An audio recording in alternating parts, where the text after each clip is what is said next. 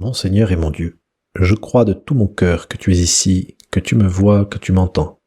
Je t'adore avec profonde révérence. Je te demande le pardon de mes péchés et la grâce de faire avec profit ce moment de prière. Marie, ma Mère Immaculée, Saint Joseph et mon ange gardien, intercédez pour moi. Merci mon Dieu, car j'ai enfin réussi à m'extirper quelques minutes de ce camp où je suis avec 85 jeunes et pour enregistrer ces 10 minutes avec Jésus. Et voilà, je confie à la prière de tous les auditeurs, à toi, cher ami qui m'écoute, je te confie toutes ces âmes, ces jeunes âmes, pour que ce camp porte beaucoup de fruits. Alors, dans la liturgie d'aujourd'hui, nous voyons dans la première lecture une vision d'Isaïe. Isaïe a cette chance inouïe de voir le Seigneur qui siégeait sur un trône très élevé. Et autour du Seigneur, des séraphins, c'est-à-dire des sortes d'anges, une catégorie d'anges, avec chacun 6 ailes. Et ces anges criaient « Saint, Saint, Saint, le Seigneur, Dieu de l'univers. Toute la terre est remplie de sa gloire. » Et alors devant cette vision du Seigneur, Isaïe a une sorte de réaction assez étrange. Il prend peur. Et il dit, au lieu de se réjouir, « Malheur à moi, je suis perdu, car je suis un homme aux lèvres impures. J'habite au milieu d'un peuple aux lèvres impures, et mes yeux ont vu le roi, le Seigneur, Dieu de l'univers. » Et alors, le Seigneur a décidé de rassurer Isaïe et de lui envoyer un petit séraphin qui vole vers lui et qui lui tend un charbon brûlant qu'il prend et qu'il approche de sa bouche et qui lui fait toucher ses lèvres. Et par ce contact, ses lèvres sont purifiées et son péché est pardonné. Et il est envoyé pour annoncer l'évangile, pour annoncer la bonne nouvelle de la venue du Messie qui approche. Alors, c'est intéressant de voir cette réaction d'Isaïe, la peur. Il voit le Seigneur face à face, et il prend peur. Il prend peur d'annoncer la bonne parole. Il se sent impur, il se sent indigne, il ne se sent pas à la hauteur de la mission qui lui incombe. Un petit peu comme le prophète Jérémie aussi, qui quand il comprend qu'il est envoyé pour une mission prophétique, eh bien, essaye de s'échapper, puisque il se sent complètement impuissant. Et dans l'évangile qui suit, dans la messe d'aujourd'hui, le Seigneur continue à envoyer ses témoins, ses amis, à annoncer l'évangile. Et un des conseils qu'il donne à ses disciples, eh bien, c'est de ne pas craindre, de ne pas avoir peur, de surmonter la peur. Soyez donc sans crainte, nous dit le Seigneur. Ne craignez pas ceux qui tuent le corps sans pouvoir tuer l'âme. Et Jésus utilise une image très belle en disant que si les moineaux qui sont d'un si bas prix ne cessent pas d'être sous le regard de la providence et les soins de Dieu, en effet, chaque moineau ne meurt sans l'accord de Dieu, sans la volonté de Dieu, eh bien, si chaque petit moineau qui a si peu de valeur est sous le regard du Seigneur, combien plus nous sommes aussi sous la protection du Seigneur.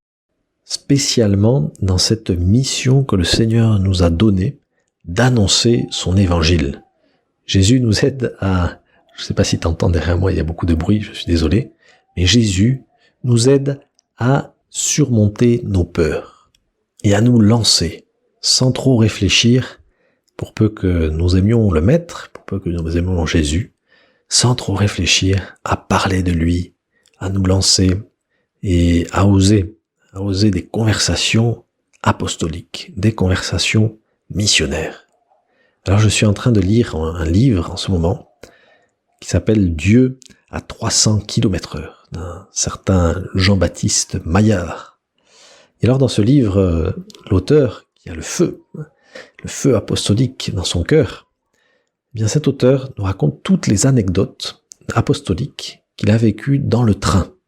Il a l'habitude de voyager pour son travail, et à chaque fois qu'il entre dans le train, il prie le Saint-Esprit pour que le Saint-Esprit lui organise une petite mission apostolique.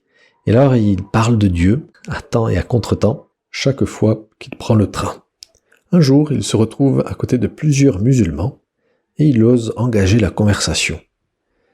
Un des musulmans, Rachid, se montre très intéressé par la foi et la bonne nouvelle que ce Jean-Baptiste annonce. Et donc il commence à parler, et puis il se retrouve dans d'autres voyages. Et un jour, ce Rachid demande à ce Jean-Baptiste, « Est-ce que tu peux me raconter une histoire de la Bible ?» Alors, Jean-Baptiste décide de raconter l'histoire du fils prodigue. Alors il raconte cette belle parabole de Jésus, peut-être la plus belle qu'on ait dans l'évangile de Saint-Luc. Et le musulman Rachid pleure toutes les larmes de son corps en voyant la miséricorde de notre Dieu.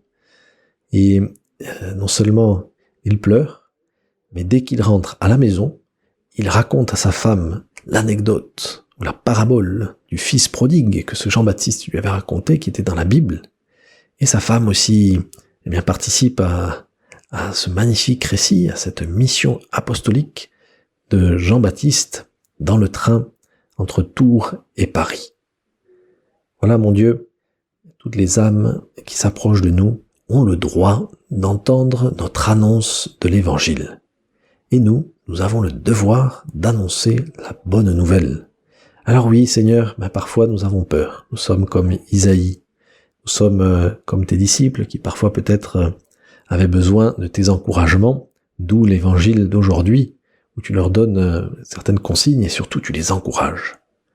Aide-moi, mon Dieu, à me rendre compte que depuis mon baptême, je suis un apôtre, et que je suis appelé à annoncer la bonne nouvelle de notre rédemption.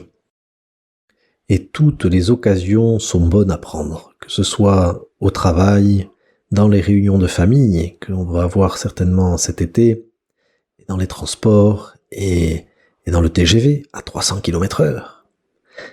Une bonne manière d'annoncer l'Évangile et l'amour de Jésus pour nous, c'est de raconter à nos amis et aux gens que nous rencontrons tous les bienfaits que le Seigneur a eus envers nous. Et en témoignant de cela, de cette ferme espérance que nous avons que Jésus a toujours été à nos côtés et qui nous a soignés, qui nous a sortis de nos difficultés, en témoignant de cela, les gens s'ouvrent petit à petit et les cœurs s'ouvrent à la miséricorde de Dieu. Nous n'avons pas à chercher bien loin tous les bienfaits que le Seigneur nous donne. C'est peut-être une messe qui nous a touchés, une confession, une petite grâce, une petite faveur. Je peux te raconter, par exemple, que pas plus tard qu'il y a 20 minutes, juste avant que je m'installe pour enregistrer ce podcast, un orage terrible s'est déclenché. Des bourrasques pas possibles, alors que nous étions en train de réciter le chapelet. Alors, après avoir mis à l'abri tous les sacs, sous des tonnelles, et après avoir essayé de retenir les tonnelles contre le vent, nous avons décidé tranquillement de continuer notre chapelet malgré la pluie qui continuait à tomber bien dru. Sous les tonnelles, on priait en s'entendant à peine. Mais alors que nous avons dit « priez pour nous » à la dernière invocation à Notre-Dame, c'était la fin du chapelet et le soleil est sorti instantanément. Et à l'heure où je te parle, il est encore là, un ciel bien bleu qui va nous permettre de sécher toutes nos affaires pour passer une dernière bonne nuit. Voilà, Seigneur, merci pour ce beau temps. Et j'en témoigne à tous les auditeurs. À toi maintenant de témoigner des grâces que le Seigneur te fait pour répandre autour de toi la joie de te savoir sous le regard bienveillant de la Providence qui prend soin de toi comme un bon père prend soin de son petit enfant. Je te remercie, mon Dieu, des bonnes résolutions, des actes d'amour et des inspirations que tu m'as communiquées dans cette méditation. Je te demande de m'aider à les mettre en pratique. Marie, ma Mère Immaculée, Saint Joseph et mon ange gardien, intercédez pour moi.